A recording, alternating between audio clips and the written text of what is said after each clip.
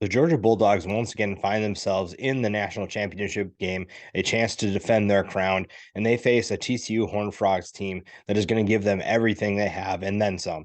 We look at what Georgia needs to do to thwart those efforts and how they become the back-to-back champions in 2023. We saw a lot of new things from Georgia, both good and bad, but there were players that stepped up to make this win possible and be able to get to this point took a group effort. And you look at, we start with a passing game, really, which is exciting to say.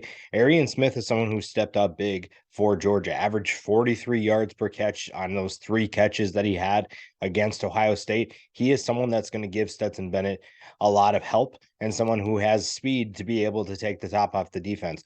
TCU is very aggressive in their secondary, and their DBs love to play physical and try to get the ball away from those receivers. Arian Smith is someone who could blow past those guys and make sure that that doesn't happen.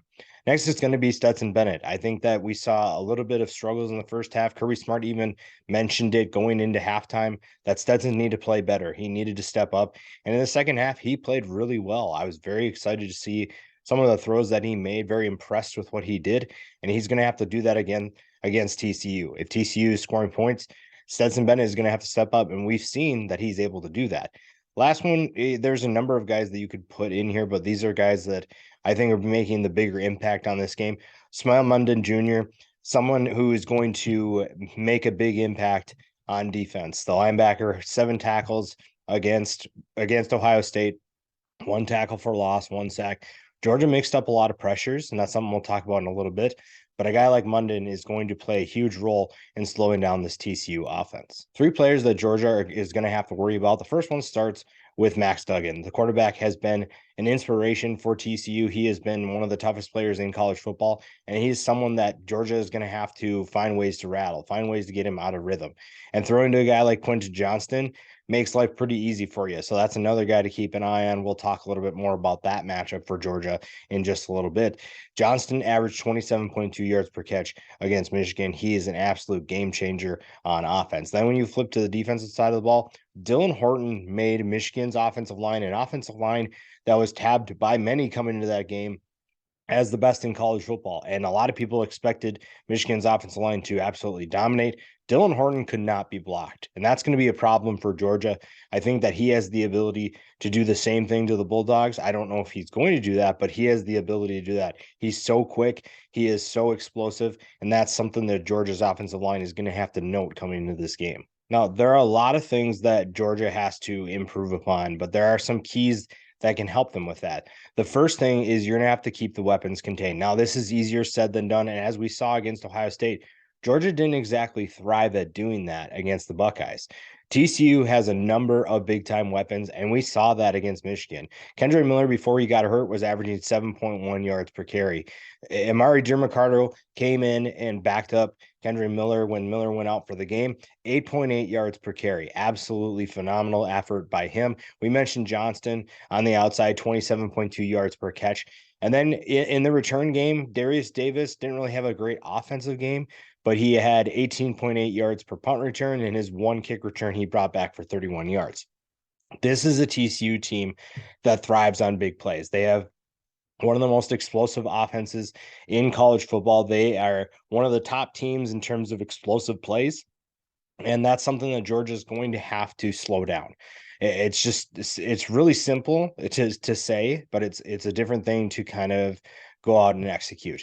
Now, it's a different challenge facing Ohio State versus facing TCU, and that's something that Kirby Smart knows. And he knew, I mean, he even mentioned it in the post game. He mentioned that they threw a lot of different looks at Ohio State, and Ohio State's weapons were just too good at times.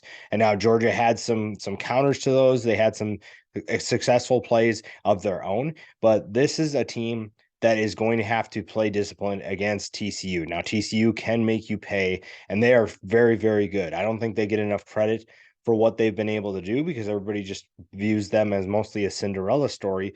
But this is a team that can hurt you on any play. They can take the ball to the house on any play. And that's something that Georgia is really going to have to pay attention to and really going to have to slow down. Next is going to be take care of the football. Now, Georgia did not have too many issues with that, especially in the second half. But TCU really thrived in the Fiesta Bowl against Michigan with turnovers. Now, this is a team that created 3 turnovers against the Wolverines. They could have had at least 3 more. There were a couple throws by JJ McCarthy that could have been picked off, probably should have been picked off. There were a couple fumbles that weren't recovered but were forced. TCU is a team that is going to try to create turnovers. Now, Georgia had a 1 interception and they didn't lose a fumble, but they had one that was forced. But this is a team that usually takes care of the football, so that's going to be something that's huge for them. Taking care of the football is going to limit what TCU can do because TCU is an opportunistic team, especially that secondary. They are going to try and disrupt the passing game for Georgia. They are going to try to pick off any pass they can. And we saw them do that against Michigan. I mean, that was their first touchdown, was a pick six. They had 2 in that game. And this is a D that creates a ton of havoc. This is a defense that is going to give Georgia a lot to look at, a lot to think about.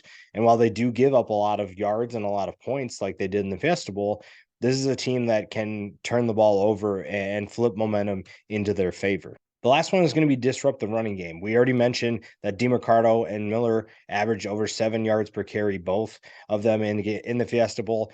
That's something that's going to have to change. You look at TCU on the season has averaged 5.32 yards per carry. This is a team that's very good at running the football. They averaged 6.4 as a team against Michigan. That is really good against the Michigan defense that a lot of people expected to be really, really good and was really good this year. But TCU is very explosive, like we said. Being physical on the line of scrimmage is going to be huge for Georgia. This is someone like Jalen Carter. I think Jalen Carter, this is the game where he imposes his will. I think that, don't get me wrong, TCU's offensive line is extremely talented and does not get enough recognition. They didn't even get enough recognition in the game in which they dominated. And I don't think that that's something to take lightly. Now, Jalen Carter is an absolute monster. Now, he doesn't fill up the stat sheet like a lot of other players because he plays a position that's almost like a thankless position at times.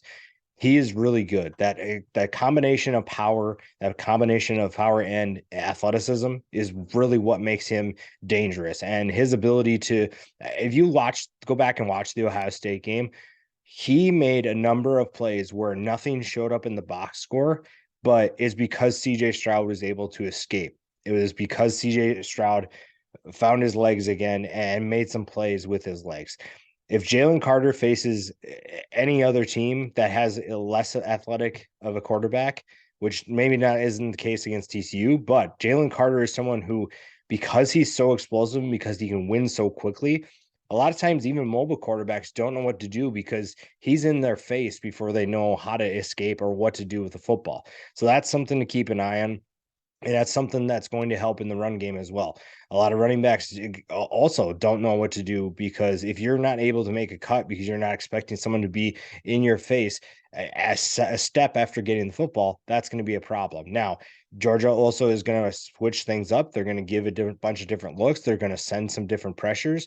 So not only is Jalen Carter going to make an impact, but there are a number of other players that could step up too. The top matchups to watch when you're looking at the linebackers for Georgia, you look at we mentioned Munden and Dumas Johnson. These are 2 guys that I like what Georgia did and Kirby Smart did to switch up what they did on defense. You look at the pressures that they sent. They sent both of these guys from different positions, from different angles into different gaps, and that kind of screwed up what Ohio State was going to do at times. You look at what they have to face in terms of the running backs for TCU. If Kendre Miller is good to go, he is one of the best running back prospects in college football. He is someone that has been extremely underrated for TCU because a lot of people don't talk about him, but Georgia knows exactly what they're getting. You can bet that Kirby Smart knows who Kendre Miller is, and they know what the backup is going to do. DeMarcado had one of his best games in his career against Michigan, and that's something that is beneficial to TCU, but that's something that should be a concern for Georgia fans. And that's where these linebackers step up. These are very talented linebackers. They've lost a couple people at linebacker, and this is you attribute the success of this team to the coaching staff because of what they're able to do when guys go down. When you look at what the injuries that they sustained, even they sustained a couple injuries against Ohio State. these guys continue to step up. They're an extremely talented team. And if they're able to contain what those running backs are going to do, if they limit the explosive nature of those running backs, then I think Georgia's just fine. Now, when you look at the other side of the ball, Stetson Bennett has arguably a more challenging matchup against TCU than against Ohio State. And that's because TCU's defensive backs, while they might not be as well known as some of the defensive backs that they've faced this year that Stetson Bennett has seen, they are a group that is going to test him. They are a group that knows how to make plays. They know how to create turnovers. They know how to be physical. They are an extremely aggressive group, and they're not just going to let Georgia run all over them. They're not going to let Brock Bowers run up the middle. They're not going to let guys like Arian Smith or Adonai Mitchell run on the outside, Lad McConkey up the seam.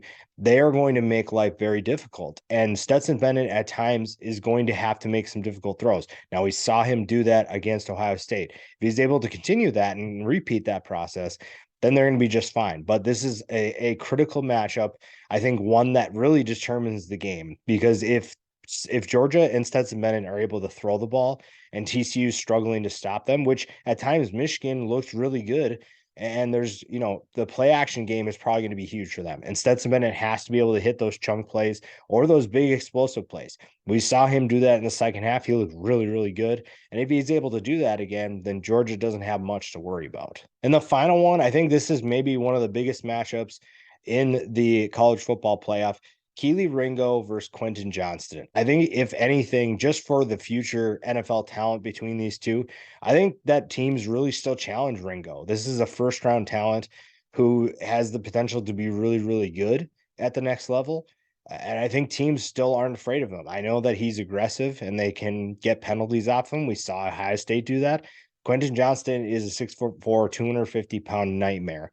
And you're looking at a player who made a number of big plays for TCU, and Keely Ringo has to stop him. And Keely Ringo stands 6'2", 200 pounds. I think he fits into this matchup well. I think he matches up well against Johnston. And this is just one that's really exciting, not just for this game, but for the future of both of their careers. Georgia's had pressure on their back all year. They've been facing everyone's expectations, their own expectations of trying to defend their crown. And that's not easy to do, especially with the amount of talent that they lost. So the fact that they even got here is pretty special. And you look at what this team has done throughout the year, they have faced adversity and they have found ways to win.